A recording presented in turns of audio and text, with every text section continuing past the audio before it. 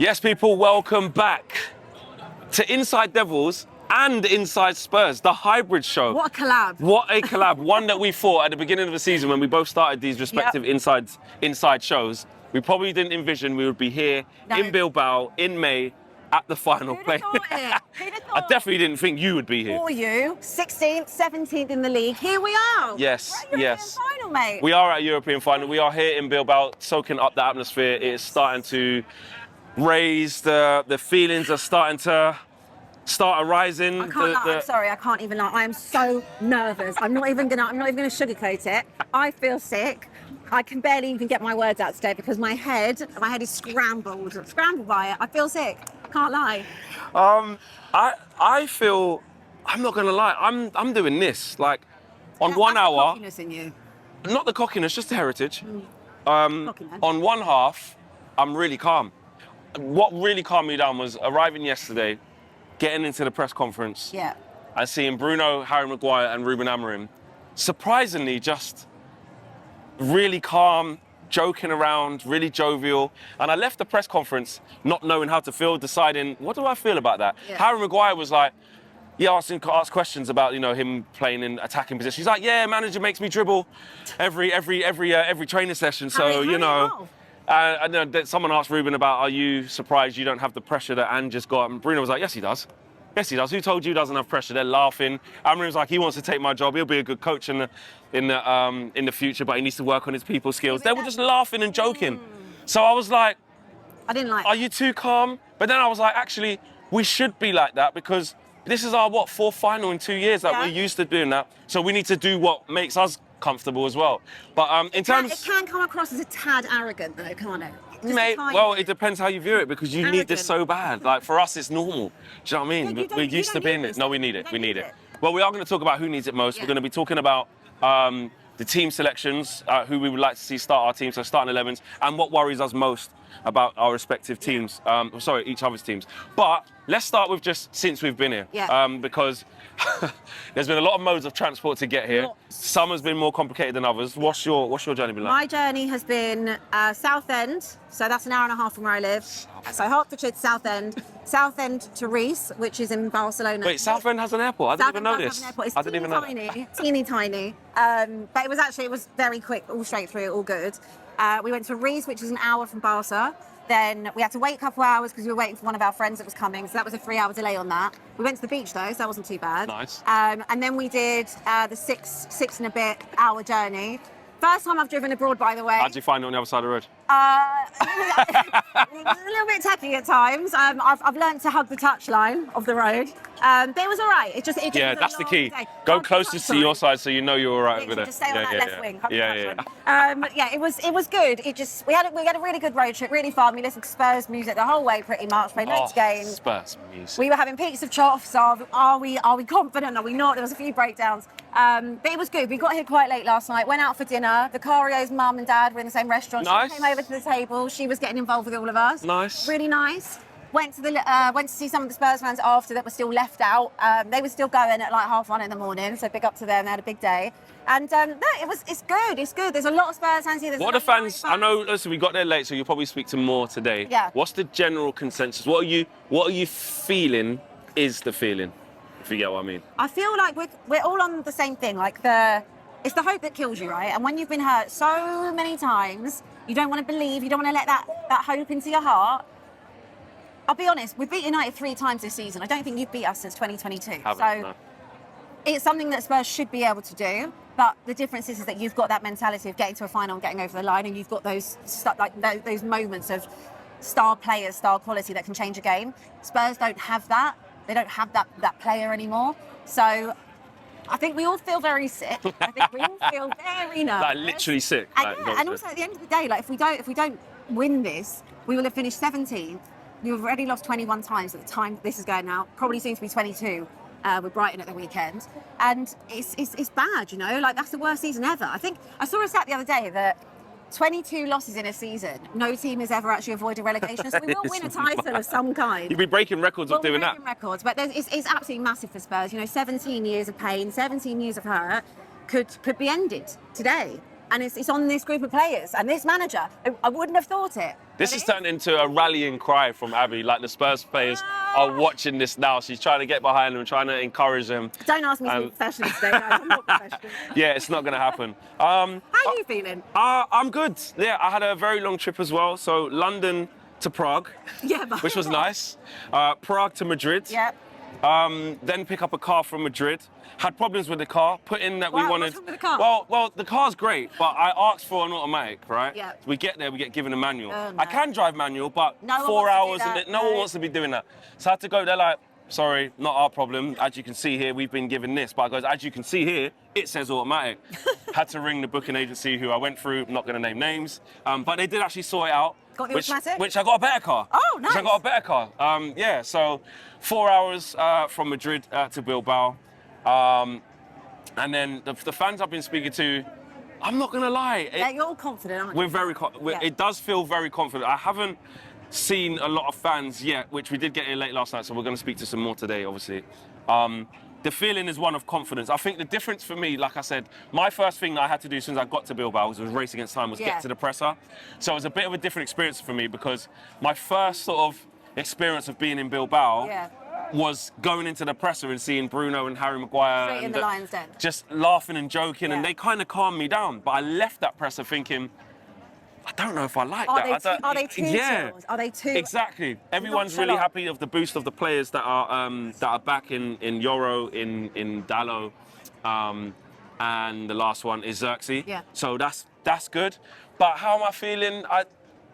It's changing. It's changing. I feel like, knowing you, I feel like you know you're going to win this, but there's like a teeny tiny part of you. I don't want to go too strong. I don't want to go too strong, even though you have gone strong on everything else. Do you know what? You're like, there is that bozo in us. Exactly that. And that's I'm gonna, and you know, for the purposes of like giving the most real and authentic inside Spurs/Devils that we can give, I am going to be honest. I do feel we're going to win this game. Yeah. I do. I just feel like, even if we have some adversity in the game and you go 1-0 up or something, I just feel that the players that we've got get into finals, understanding what it is to win finals.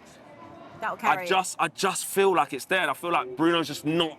He's not going to let this happen. The thing about you guys winning three times against us this season, yes, shock him. Haven't beat you since 2022. But it's the most Man United thing of all of that's true. But when it really matters, the one that matters in history, we just get it done. And that's the exact same thing, the other way round. We can beat you 3 times in a season, or we can beat you every time since 2022, or whatever the stat is. But when it matters, I don't have that same belief of them getting us over the line.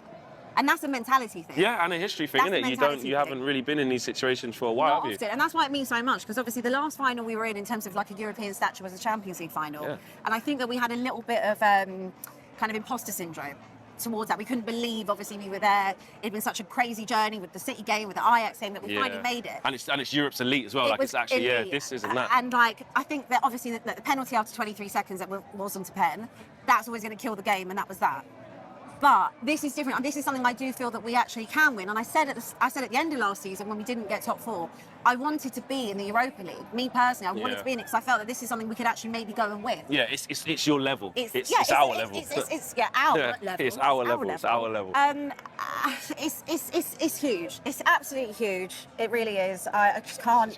Guys, sorry, you're getting the full brand. I'm just going to tell you this. Yeah, of me. this is the like tempered down Abbi. Like when I met her earlier to come here to film this, she's a mess. She's a mess. She's keeping it. She's keeping it cool. This is me keeping it cool. This is one thing I will say, actually, to give you guys a bit of an idea of what it's like here. We're currently down by the river, which is like there's a neutral zone that UEFA have put on, which is nice. You've got both sets of fans in here. All the sponsors are here. And it's quite calm. There was some silly scenes we saw online with some fans clashing, but I have to say, I think that was in San Sebastian, actually. Exactly, that's not the feeling down here, no. and I hope it stays like that. Because I mean, my hotel was actually this side, and there's a lot more United fans that I saw yesterday staying this side. Yeah. And Spurs fans are kind of closer to the stadium that way. So I haven't seen any clashes.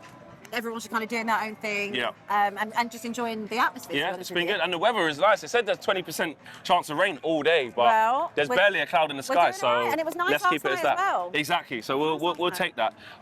Right, let's get into the respective teams. We'll talk more about the game. Yeah.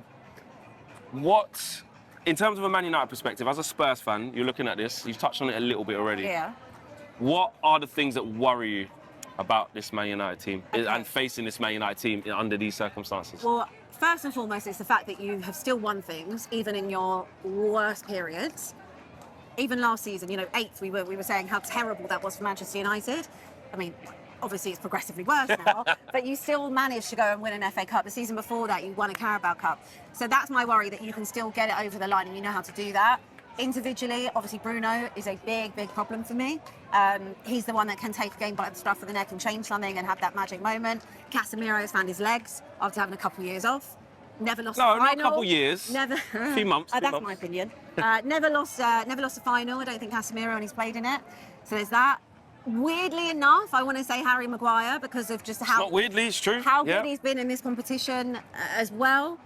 So those are kind of my 3 key players that I'm looking at. Sorry, Ahmad. Ahmad is a serious problem. How have I forgotten that one? Serious problem. He might not start, you never know. I don't know, like, how... I haven't got a clue, by the way, how Tottenham are going to set up and how we're going to look. Porro could be in the 10 for all I know. I don't really know. But I don't know how we're going to set up. Will that play into maybe your strengths or weaknesses? Lately, we haven't really been great in terms of dominating the ball. I think even against Bodo, we had less than 40% possession.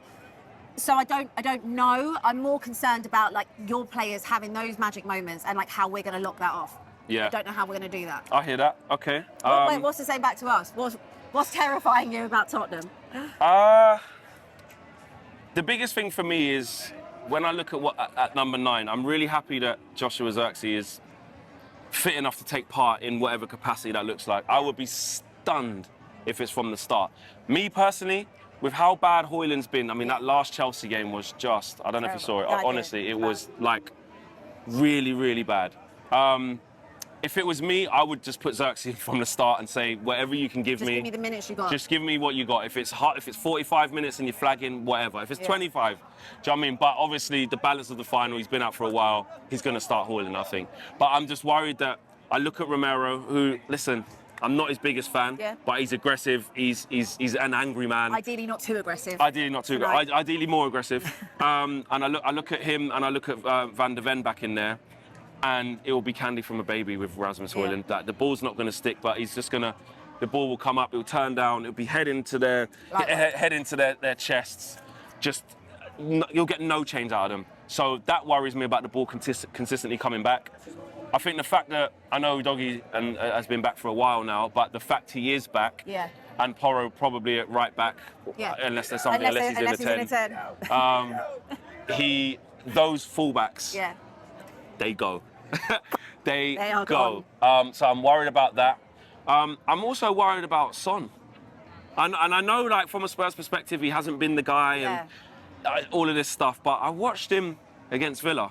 I saw him beat a man for the first time for 18 months. He's going past Matty Cash there, like he's not there a couple of times, and I just think, again, this is an isolated moment, right? This is a final. Yeah. So if there's someone who's going to get a chance, a guiltless chance, cutting in from the left or in transition, which you guys are really good at, it's him. So I'm always fearful of him. And Solanke keeps scoring against us as well. So don't forget back post Brennan, by the way. Back post Brennan. There's little. It's not like an overall. Oh my God, I'm really scared about that. Because what I would say is that, from a Spurs perspective, outside looking in, the midfield problems you've got and the players you've got missing, you don't have natural creativity. No. Kulusevski and Maddison are the 2 biggest ones for me. And of course Bergvall. And Bergvall's a neat little tidy player, really progresses the ball well. He's got quick feet. I really like him.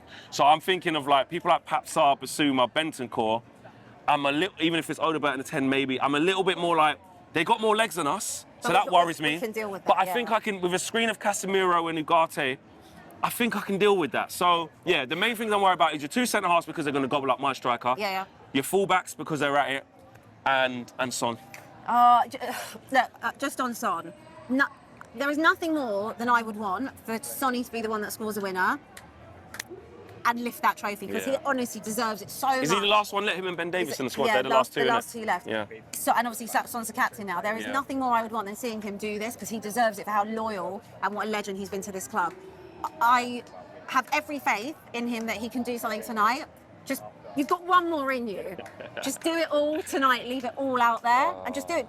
Just give me some shades of the old Son.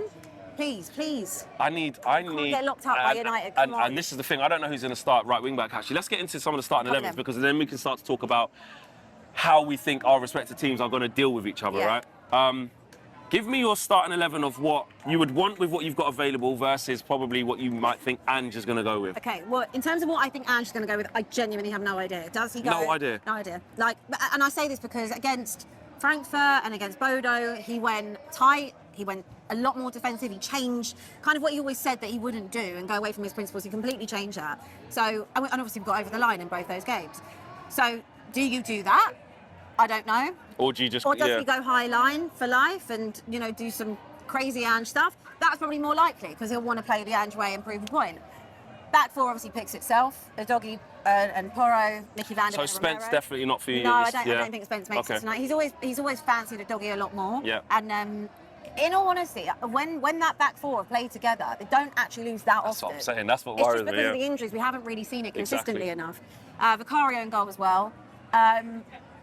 Midfield, the options that are available is Bentancur, Basuma, Sarr. I don't know if he goes with Tell in a 10, Odegaard in a 10. There's not. He might not start Sarr. He might go Basuma, Bentancur. I'll be honest. That would probably be. I don't like it. No? I don't like it. Out of what you got, I think that would, would you prefer Sarr to start? It's out of what we've got. But Yeah, but would you prefer Sarr to start in there then? no, probably not.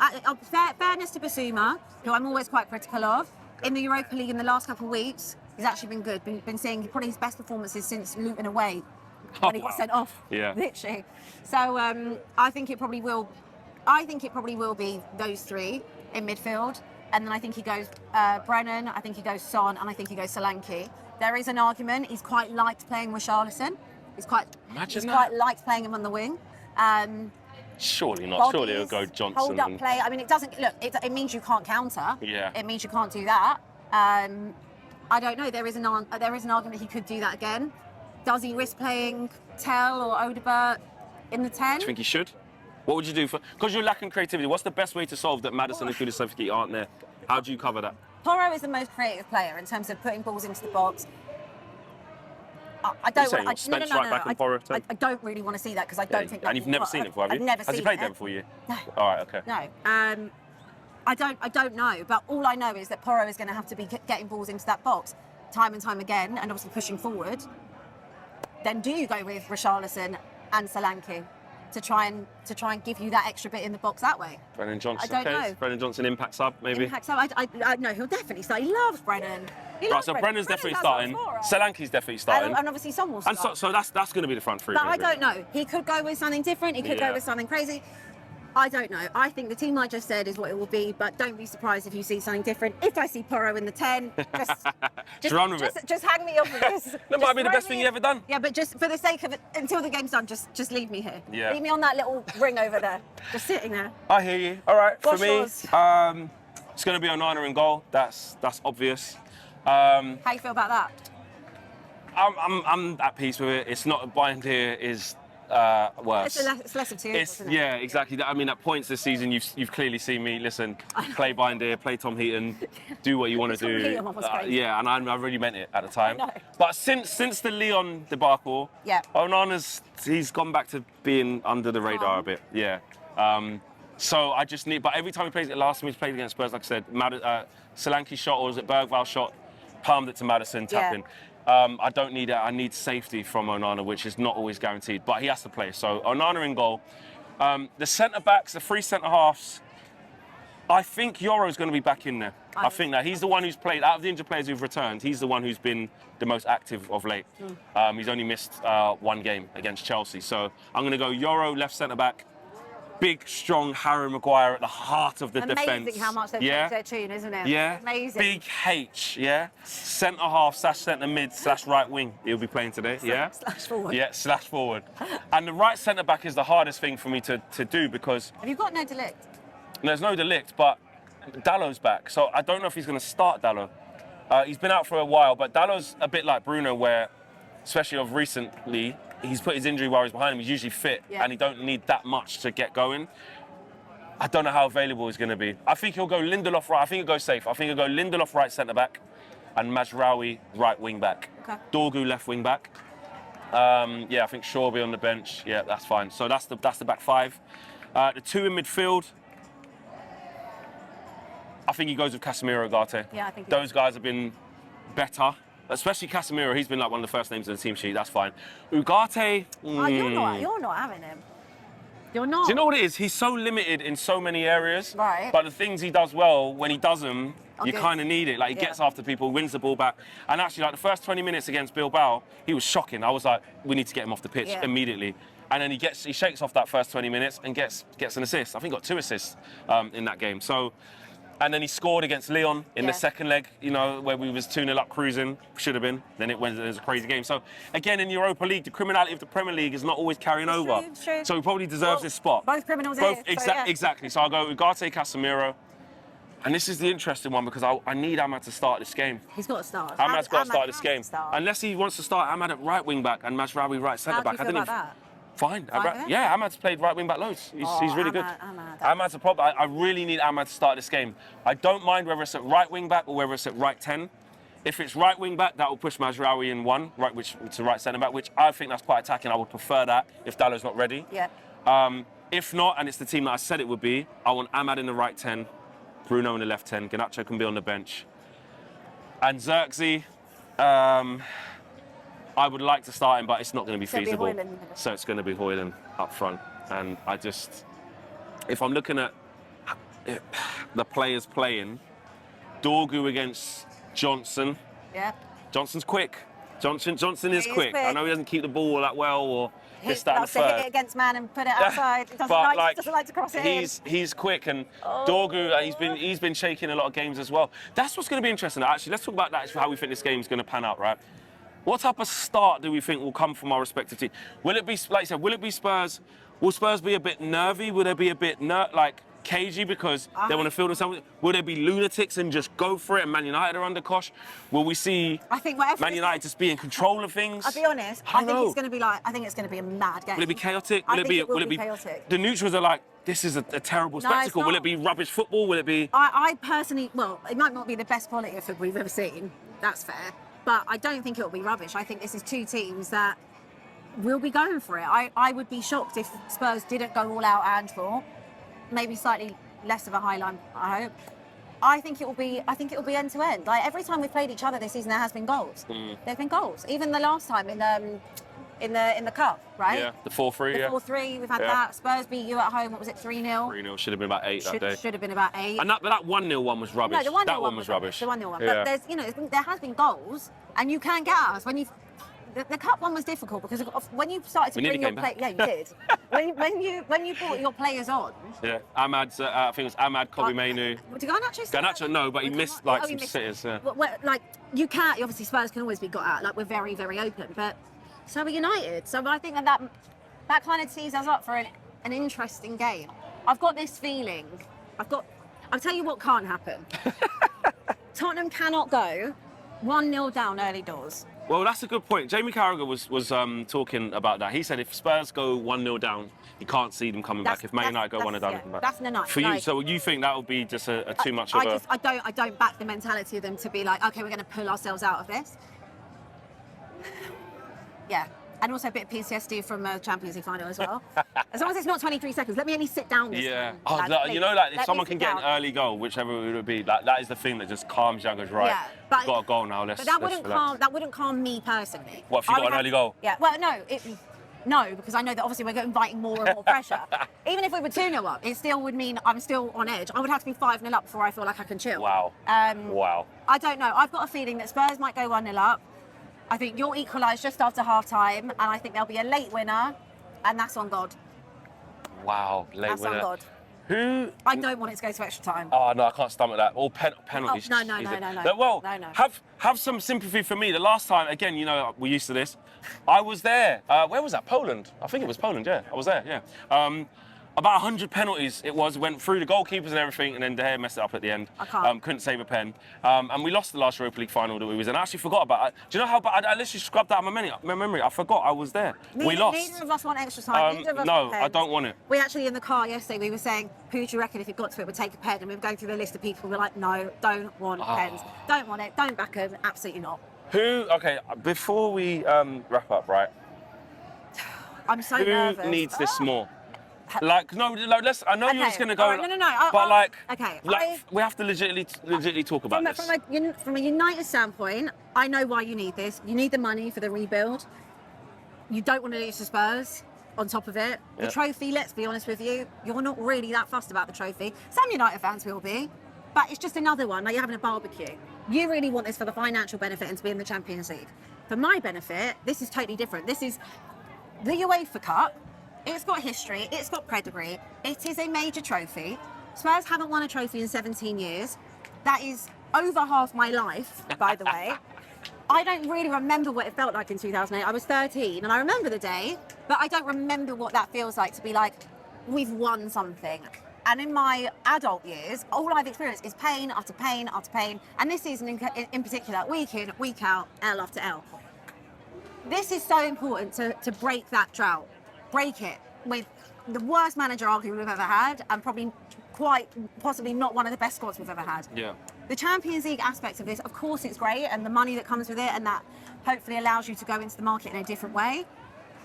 But that's a Would side it change? dish. So That's a for side dish. Spurs, I just want the trophy. Right, And so- also, we deserve this as a fan base. I'm sorry, we're very self-deprecating. You We've get been what you through a deserve, lot. mate. If you don't get over the line, you don't deserve I anything. agree, but You we get are what you very deserve. self-deprecating. We're very loyal. We're very, very loyal fans. Imagine having that with no return.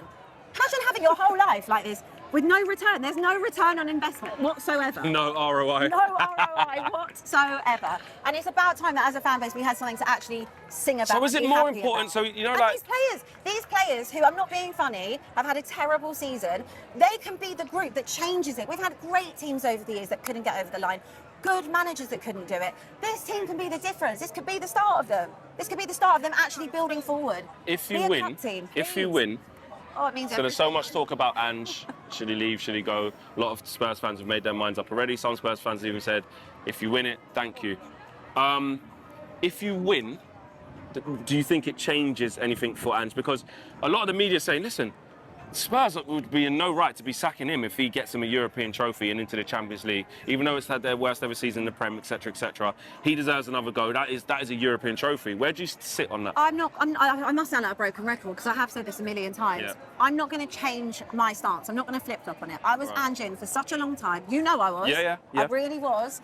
Up until probably about 6 weeks ago. I wanted it to work, I really did, and I actually really like Ange. I like that he does stick to his principles to a point. I like the style of play when everything works, but it's like a house of cards. If everything is not aligning, it doesn't work, in my opinion, in the Premier League. And when you've lost 21 times in a season, Spurs can't be 17th in the league. Like, that squad is not bad enough to be 17th in the league, and also the level of performances. And I know we've had injuries. I was the first one banging on about injuries. I still feel he's not the right man. Regardless of what happens Regardless tonight. of what happens, I will love him forever. He will be ingrained on my heart. I might even get a mate tattoo. But I don't believe that he's the man to take us forward. Do you think your emotion will change? Because I'm just picturing you walking out of that stadium, which I don't want to picture, but tears of joy. You've done it. You've seen it. You've got a European trophy. I'll have a Is there moment. something in there where you're like, oh, do you know what? I'll have a moment. Do you know? And then you'll see his press conference afterwards. He said, I told you, lot, I win in my second season. This is the springboard And we I want needed. that for him. I think you Hold change your his mind. moment. I think you change your I mind. won't change my mind. I think you change your it's mind. one of those things where I expect them to part ways regardless. If he doesn't and he stays another season, of course I'll be behind the manager. I'm not going to be sitting there. I think there's no way he leaves if you win. I'm not going to sit there week in, week out going Ange out, Ange out, Ange out. I'm not going to do that. No. I will support the team and back the manager. But I still think it's in the way. won't. I would need to be massively convinced Yeah, that's true. to change that. Well, I've come from a place of, like I said, winning oh my trophies. God, where are you with Amarim? You've won 6 games. Yeah, since this you've is come it. in. This is what I'm saying. So for me, it's not about this. For me, the only saving grace I've got for Ruben Amorim, I say saving grace, is the fact that he's got it and hasn't had a summer transfer window to really get his brought in one players. player. Brought in one player and young Aiden Heaven, which don't really count. Do you know what I'm saying? If If we lose, I'll be honest, the feeling will be at an all-time low, and what will happen is, I know what will happen. It happens in the Man United fan base all the time. It will all spike up to say, so we've ended up finished 16th, possibly 17th. We haven't got that Europa League that everyone was banking on. Get rid of him. For me personally, I don't want to do that. I don't want to do that. I think it's silly. I know it's unprecedented times of what's happened in the league. but I need to see him get his players. I need to see it. I think the recruitment is more key than just focusing on Amorim. Yeah. I'm more focusing on when we recruit, which needs to change, and the people and the decision makers that make those the players come in and out, they've changed. They need to make sure we don't just buy players that only suit 3-4-3. Yeah, but So Mateus Cunha's coming in. He can play as an inside 10, he can play as a sole 10, he can play as a 9. I don't mind that. Yeah. That's fine. If we go and get a decent striker, or a Gyökeres, if we win this, or if we don't, we get a Delap or whatever, it's not just inclusive of a 3-4-3. Yeah. So if Amorim does get sacked, I'm not just stuck Then with it's players like, okay, who... you've got you've got exactly, players that because can the truth of the adapt, matter is that if you buy good enough players, they can adapt to whoever Any the manager system, is. yeah. Fix the recruitment more than the manager. The manager keeps changing Man United all the time. Yeah. We're stuck with players who haven't been good enough in any system. True. So I'm more focused on recruitment. So if he loses, it'll be an all-time low, but he'll still keep his job. Yeah. And we'll have to take all of that banter, all of that horrible stuff that will happen. But yeah, I don't think that's going to happen. Score prediction. Oh, I hate doing this. I hate doing Come on, this. Well, let's I go. obviously have to back Tottenham, don't I? So Spurs win, we end the drought. I'll go 2-1 Tottenham. Okay. I'm going to go, be honest. I'm not going to try and sugarcoat it for the camera or this, that and the other. I'm just going to be honest. Go on then. I've got a feeling that we're going to win by 2 goals. Okay. 3-1, You have been consistent. 2-0. I've got that feeling and I'm just going to go with it. Guys, this has been Inside Devils / Inside Spurs here in Bilbao. Winner takes all, literally. Because the other one is probably going to finish bottom. I don't know what the next episode No. of the respective insides will have. One of us is going to be extremely angry and upset or in tears, for either tears of joy or tears of sadness. And we all hope, obviously, it's me that's with tears of joy. We definitely tears don't of hope that. happiness. We definitely do. don't hope We that. want that. We want that as a nation, don't we? As a nation. Thank you for watching, guys. Whether you're a Spurs fan or a Manchester United fan, drop your comments in the boxes below. Let us know what your starting 11s are, your predicted 11s, and your predictions for the game. Take care. We'll see you in the next episode soon. Bye-bye.